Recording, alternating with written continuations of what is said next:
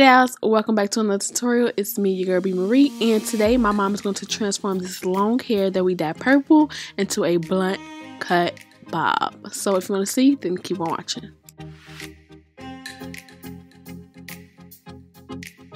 Alright you guys, so jumping into this video, I can say that this by far is not some good hair.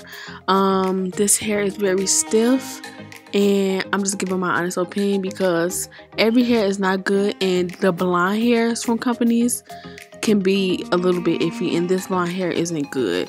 The only reason I say that is because it's really stiff, but the color took kind of good.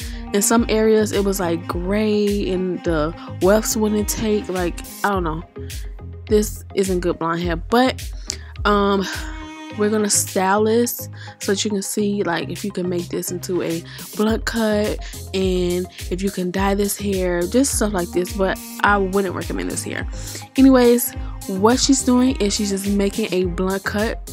My wig stand is leaning a little bit, so the cut probably might be a little off.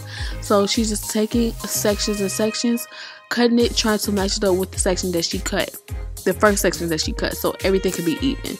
So this is so easy, so simple. That's all you have to do. And what she's gonna do is basically flat iron the hair, because it's already flat iron. You see, it's already straight.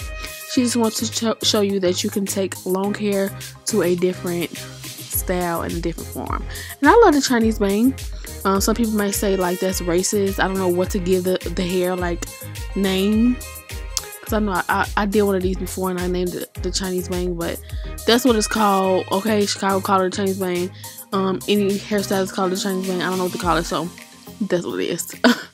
So yeah, she's just cutting it around, and that's it, y'all.